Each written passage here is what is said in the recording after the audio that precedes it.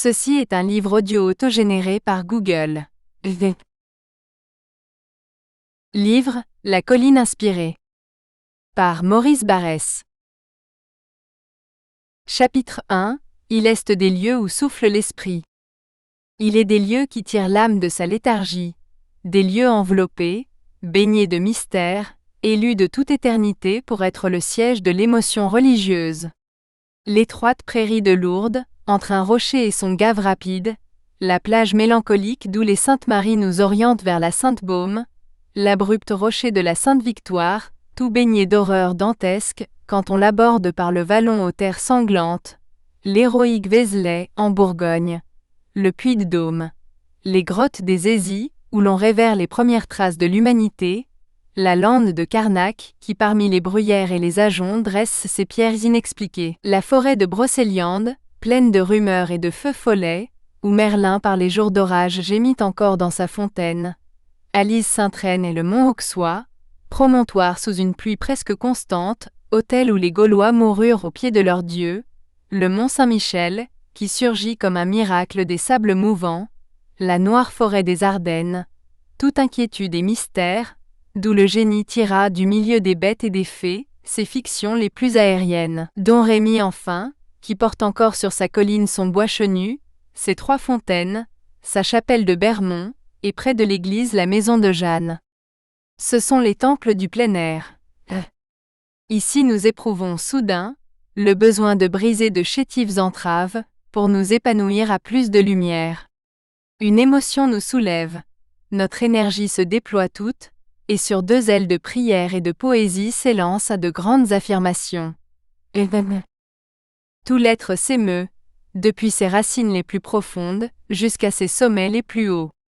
C'est le sentiment religieux qui nous envahit. Il ébranle toutes nos forces. Mais craignons qu'une discipline lui manque, car la superstition, la mystagogie, la sorcellerie apparaissent aussitôt, et des places désignées pour être des lieux de perfectionnement par la prière, deviennent des lieux de sabbat. C'est ce qu'indique le profond Goethe, lorsque son Méphistophélès entraîne Faust sur la montagne du Harz, sacrée par le génie germanique, pour y instaurer la liturgie sacrilège du Walpurgisnachtstraum. D'où vient la puissance de ces lieux?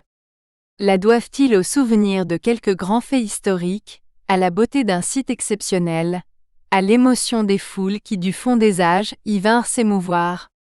Leur vertu est plus mystérieuse. Elle précéda leur gloire et saurait y survivre. Que les chaînes fatidiques soient coupées, la fontaine remplie de sable et les sentiers recouverts, ces solitudes ne sont pas déchues de pouvoir. La vapeur de leurs oracles s'exhale, même s'il n'est plus de prophétesse pour la respirer. Et n'en doutons pas, il est de par le monde infiniment de ces points spirituels qui ne sont pas encore révélés, pareils à ces âmes voilées, dont nul n'a reconnu la grandeur. Combien de fois, au hasard d'une heureuse et profonde journée, n'avons-nous pas rencontré la lisière d'un bois, un sommet, une source, une simple prairie, qui nous commandait de faire taire nos pensées, et d'écouter plus profond que notre cœur. Silence, les dieux sont ici. Illustres ou inconnus, oubliés ou à naître, de tels lieux nous entraînent, nous font admettre insensiblement un ordre de faits supérieur à ceux où tourne à l'ordinaire notre vie. Ils nous disposent à connaître un sens de l'existence plus secret que celui qui nous est familier, et sans rien nous expliquer, ils nous communiquent une interprétation religieuse de notre destinée. Ces influences longuement soutenues produiraient d'elles-mêmes des vies rythmées et vigoureuses, franches et nobles comme des poèmes. Il semble que, chargés d'une mission spéciale, ces terres doivent intervenir, d'une manière irrégulière et selon les circonstances, pour former des êtres supérieurs, et favoriser les hautes idées morales. C'est là que notre nature produit avec aisance sa meilleure poésie, la poésie des grandes croyances. Un rationalisme indigne de son nom, veut ignorer ces endroits souverains. Comme si la raison pouvait mépriser aucun fait d'expérience. Seuls des yeux distraits ou trop faibles ne distinguent pas les feux de ces éternels buissons ardents. Pour l'âme, de tels espaces sont des puissances comme la beauté ou le génie. Elle ne peut les approcher sans les reconnaître. Il y a des lieux où souffle l'esprit. Ah. La Lorraine possède un de ces lieux inspirés.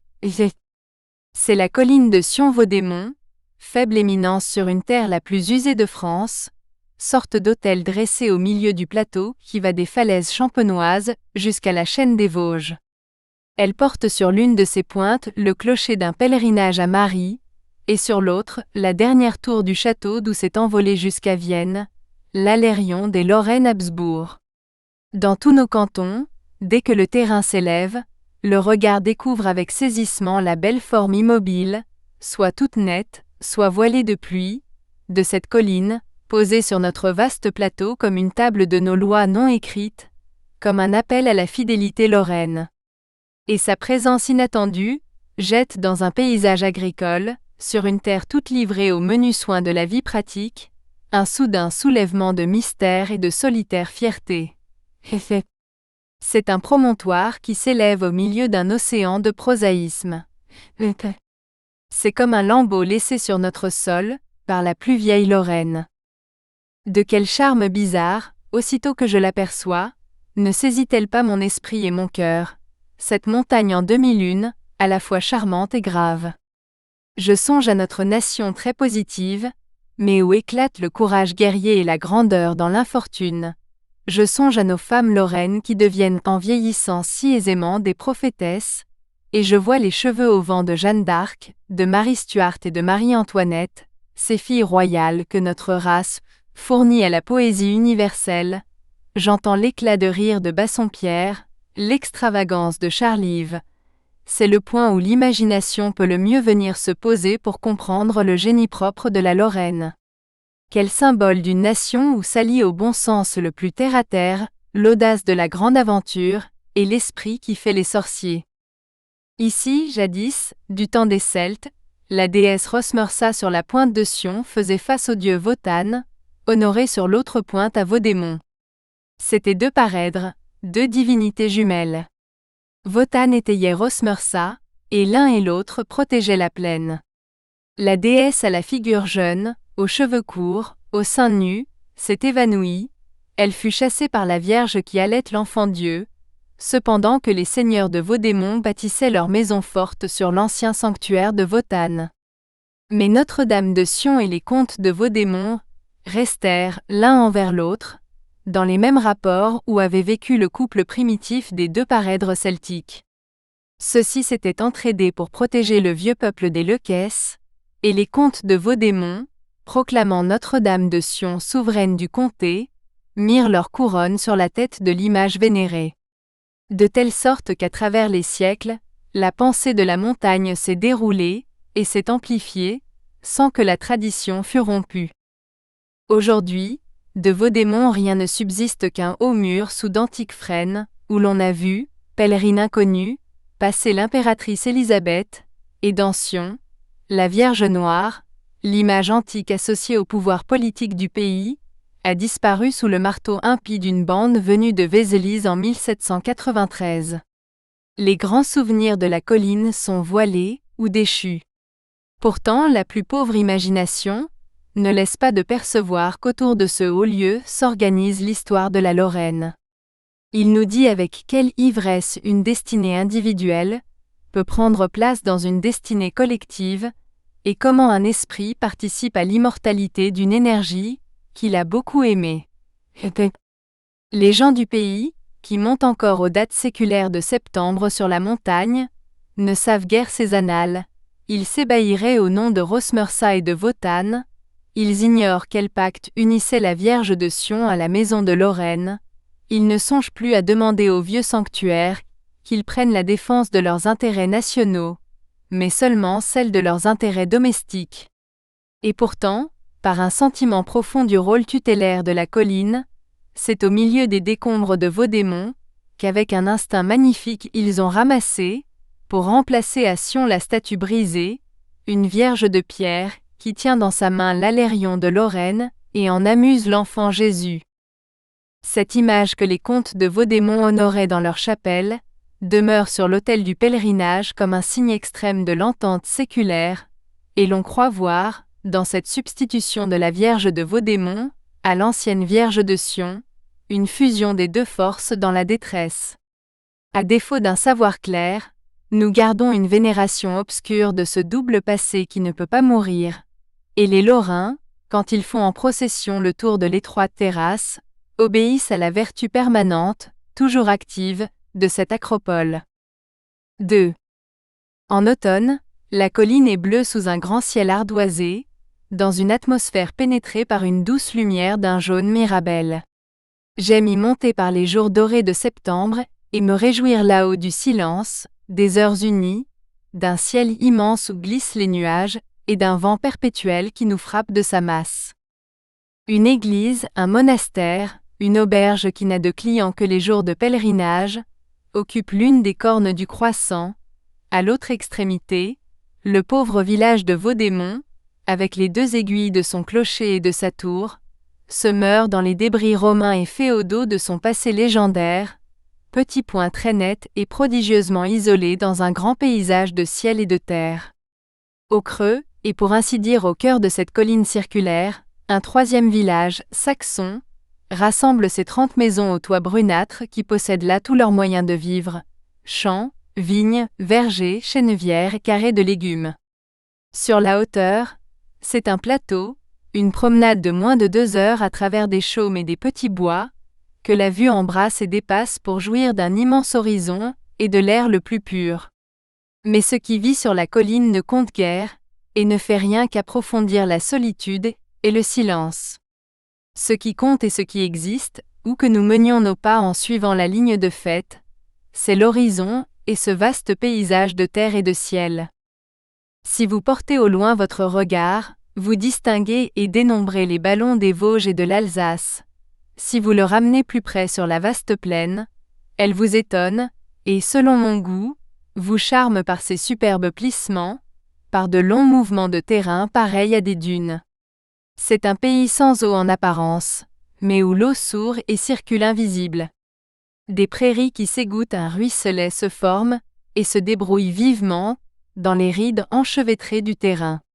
Au fond de ravins sinueux, le madon, l'uvry, le brenon développent en secret les beautés les plus touchantes, cependant qu'ils rafraîchissent une multitude de champs bombés et diversement colorés, des pâturages, des vignobles clairs, des blés dorés, de petits bois, des labours bruns où les raies de la charrue font un grave décor, des villages ramassés, parfois un cimetière aux tombes blanches sous les verts peupliers élancés.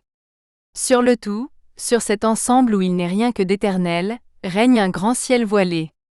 Les appels d'un enfant ou d'un coq apportés de la plaine par le vent, le vol plané d'un épervier, le tintement d'un marteau qui là-bas redresse une faucille, le bruissement de l'air animent seuls cette immensité de silence et de douceur. Ce sont de paisibles journées faites pour endormir les plus dures blessures.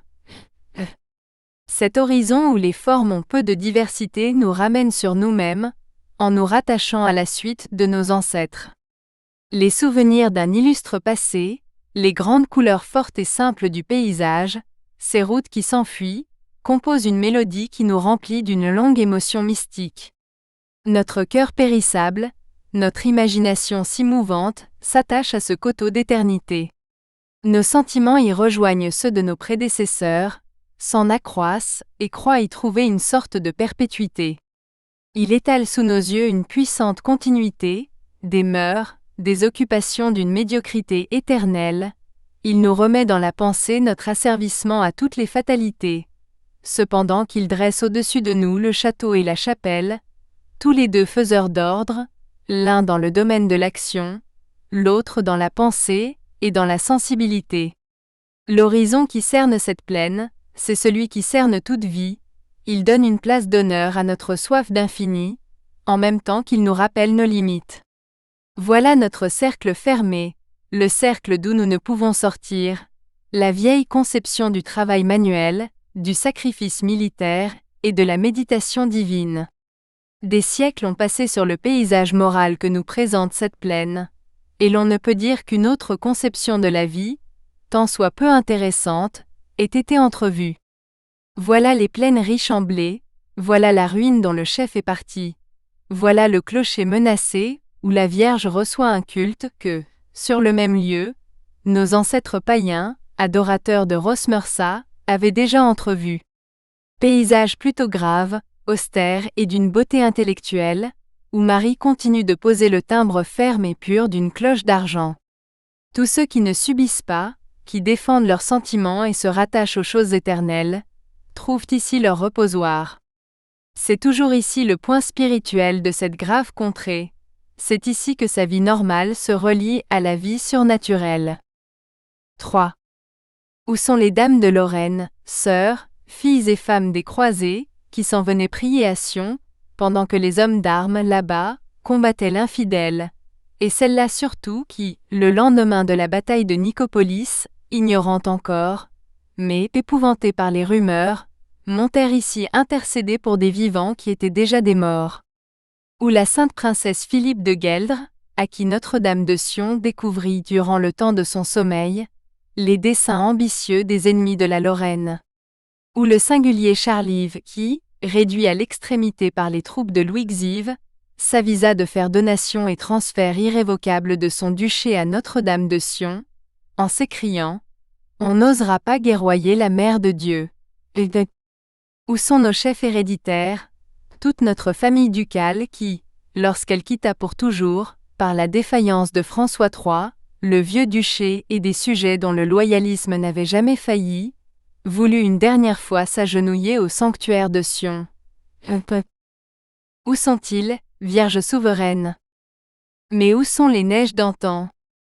Ces puissantes figures ont disparu qui combattaient pour la Vierge de Sion, leur dame et leur protectrice, et qui mettaient Dieu dans leur conseil.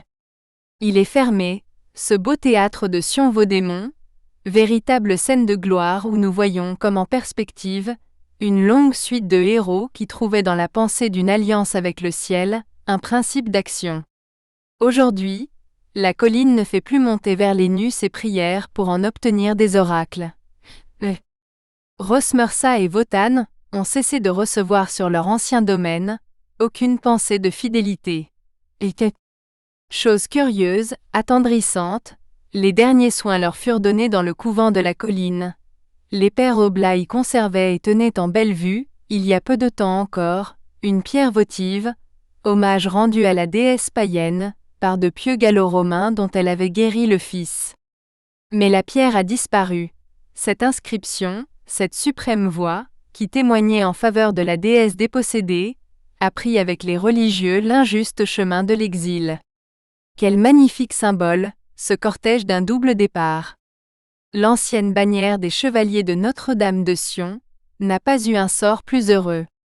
Cet étendard glorieux, par le secours de qui René II déconfit les Bourguignons et leurs téméraires chefs devant sa ville de Nancy, par qui le bon duc Antoine affronta et mit en pièces les Rustaud, avec une poignée seulement de Lorrains, par qui Charles V, la terreur des Turcs et le sauveur de la chrétienté, remporta presque autant de victoires qu'il livra de batailles, il s'est défait obscurément dans une poussière sans gloire.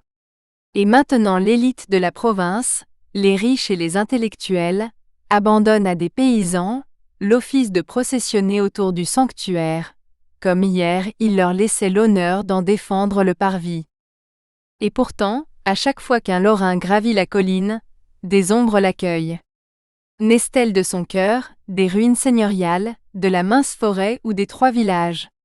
Elles sont faites d'espérance, l'espérance de revoir encore ce qui une fois a été vu. Sur les pentes de cette acropole, d'âge en âge ont retenti tous ces grands cris de vigueur et de confiance indéterminés, hic, ad hoc, spes avorum. Non inultus premor. C' nome potojo, qui sont l'âme de notre nation.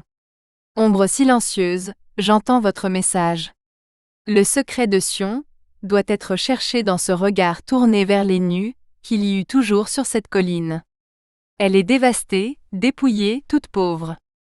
Rien n'y rend sensible l'histoire, rien n'y raconte avec clarté la succession des siècles. Qu'est-ce que la tour de Brunehaut, la chapelle du pèlerinage où si peu de parties sont vieilles, et 4 pierres sculptées éparses dans Vaudémont?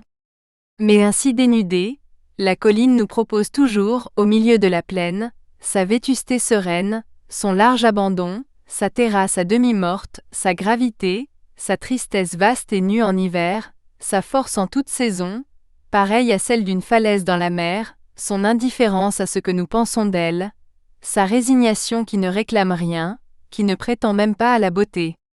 Elle demeure, elle reste à sa place, pour être un lieu de recueillement où nous rassemblons nos forces, pour nous remuer d'un pressentiment, nous enlever à l'heure passagère, à nos limites, à nous-mêmes, et nous montrer l'Éternel. Les quatre vents de la Lorraine et le souffle inspirateur qui s'exhale d'un lieu éternellement consacré au divin, ravivent en nous une énergie indéfinissable, rien qui relève de la pensée, mais plutôt une vertu. Ici, l'homme de tout temps fit connaître aux dieux ses besoins par la prière, et sollicita leur protection. Ici, nous retrouvons l'allégresse de l'âme, et son orientation vers le ciel. L'âme, le ciel, vieux mot dont la magie garde encore sa force. Ici ne peut planer Méphistophélès, l'esprit qui nie, la lumière l'absorberait, et le grand courant d'air lui briserait les ailes. C'est ici l'un des théâtres mystérieux de l'action divine, et l'un des antiques séjours de l'esprit. La plus simple mélodie, une voix jetée au vent de la falaise nous en rouvrirait les chemins, tant nous sommes nés pour ressentir sa grandeur, sa solitude, sa constance et la suite brillante de ceux qui la foulèrent. Bref, l'indéfinie poésie, la vertu qui dort dans ce haut refuge. Arche sainte, un mot. Tout se tait. Quel silence dans cet immense espace qui surveille, attentif, son haut lieu. 4. Un homme a souffert de ce silence de Sion. Un homme, un prêtre, encadré de ses deux frères, prêtres eux-mêmes, les trois frères Bayard, au siècle dernier. On ne peut pas dire que ces personnages sont venus se placer dans la série des noms dignes de mémoire sur la colline nationale, et qu'ils forment le dernier anneau de la belle chaîne interrompue, qui gît sur les friches de Sion-Vaudémont, mais je suis attiré près d'eux, parce qu'une partie de mes pensées, ou de mes impressions les plus instinctives, sont celles-là même pour lesquelles ils se dévouèrent, et que ces barbares sont ainsi mes parents. Ce sont eux qui, au lendemain de la Révolution, et quand la charrue avait passé sur des lieux consacrés par une vénération séculaire, se donnèrent pour tâche de relever la vieille Lorraine mystique et de ranimer les flammes qui brûlent sur ses sommets. Si par une belle après-midi d'automne, sous notre ciel triste, je visite quelques ruines féodales, ou bien dans une église froide une pierre de tombe sculptée, je sens s'éveiller en moi toute une rumeur, le désir de savoir et l'émotion du mystère. C'est une pareille piété élargie, où se mêlent les plaisirs de la mélancolie, qui m'attire sur les quatre domaines où les Bayard ont porté leur grande passion de bâtisseurs. Flavigny et Matincourt, Saint-Odile et Sion, quelle sonorité pour un historien. Tous ces châteaux de l'âme, reconstruits au milieu des angoisses de la faillite par un mystique procédurier, donnent un sens aux divers cantons de ce petit pays, et y fleurissent, au même titre que les burgs de jadis, comme des signes, comme des relais de l'activité de notre nation. Une volonté a marqué ici la terre, un cachet s'est enfoncé dans la cire. Ce que les Bayard imprimaient à la terre lorraine, c'était le caractère de leur âme fidèle à une double tradition, catholique et lorraine. Comment ne pas aimer les personnages qui entreprennent de rétablir une magistrature spirituelle, et de raviver le surnaturel sur les cimes de leur pays? Et pourtant, c'est un lourd silence autour des trois frères Bayard, un double silence, celui de l'oubli naturel et celui voulu par l'Église. Vous pouvez passer et repasser à Flavigny, à Matincourt, à Saint-Odile et à Sion, aucun indice ne vous dira ce qu'ils ont jeté de jeunesse, d'argent, de temps, d'activité et d'amour dans les fondations de ces bâtiments. Pourquoi leur nom n'est-il inscrit nulle part sur les pierres qu'ils ont relevées? Pourquoi même en est-il proscrit? Qu'est-ce que cette vapeur de soufre et cette odeur de damnation, aujourd'hui répandue sur ces trois figures qui furent un moment bénis? J'ai souvent interrogé sur les Bayard mon regretté ami, le chanoine Pierrefitte, le savant curé de Portieux. À chaque fois il se taisait, détournait la conversation. Un jour, il s'en est expliqué en 2 mots, c'est encore trop tôt pour parler des Bayard. Trouvait-il que l'autorité s'était montrée bien dure envers ces vieux Lorrains? Rien ne m'assure que telle fût son opinion.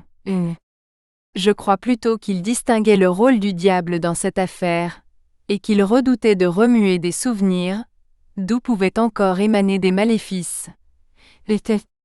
La réserve de M. Pierrefitte ne pouvait, faut-il l'avouer, qu'exciter ma curiosité.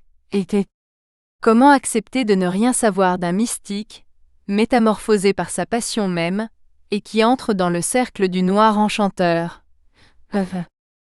Pendant longtemps, ces trois prêtres furent dans mon esprit une sorte de brouillard mystérieux. Ils flottaient devant moi aux parties les plus solitaires et les plus solennelles de la côte de Sion, surtout les jours où la brume l'enveloppe et l'isole. Ils m'attiraient. Pendant des années, 10, 20 ans peut-être, je me suis renseigné sur Quirin, sur le grand François, sur le fameux Léopold. Je m'étonnais que ce dernier ne fût mort qu'en 1883, et je cherchais à me souvenir si, enfant, je ne l'avais pas rencontré. Bien que cette histoire se fût concentrée sur quelques lieues de terrain, mon enquête n'était pas aisée.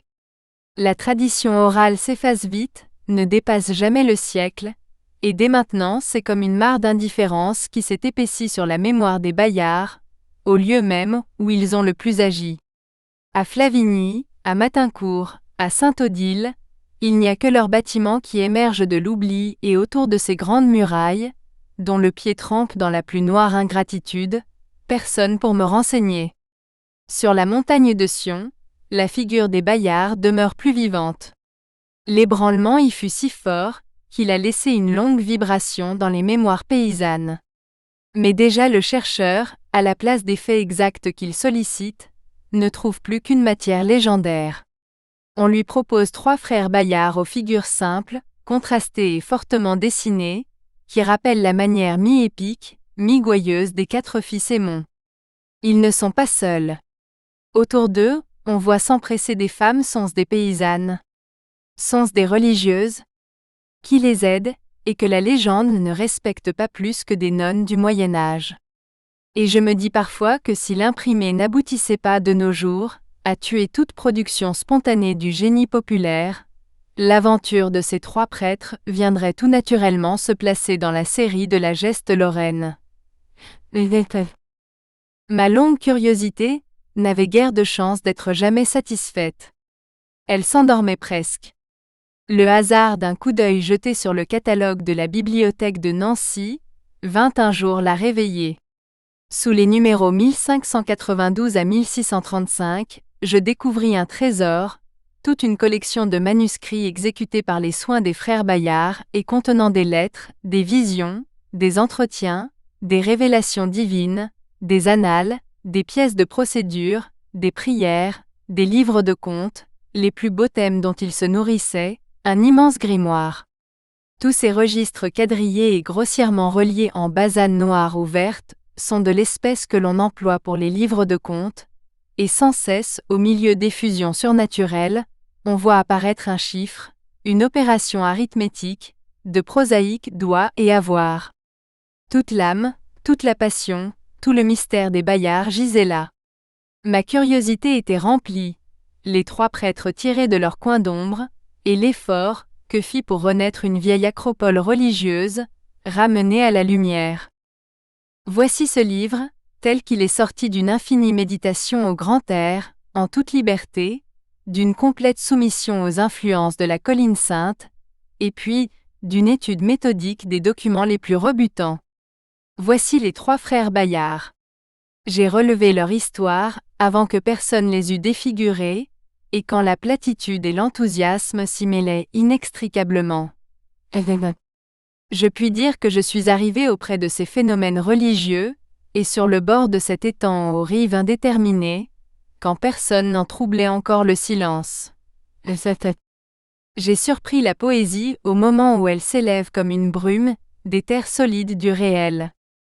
Fin du chapitre. Chapitre 2. Grandeur et décadence d'un saint royaume lorrain au XIXe siècle. Je me souviens du jour d'octobre, couvert et grave, où je suis allé à Borville, visiter le pays des Bayards. Dans un canton rural de la vieille Lorraine, entre Épinal et Lunéville, c'est un village immobile, abrité contre une faible côte, non loin de la forêt de Charmes. Un village... Nous espérons que vous avez apprécié cet aperçu. Pour continuer à écouter ce livre audio sur Google Play Livres, utilisez le lien dans la description de la vidéo.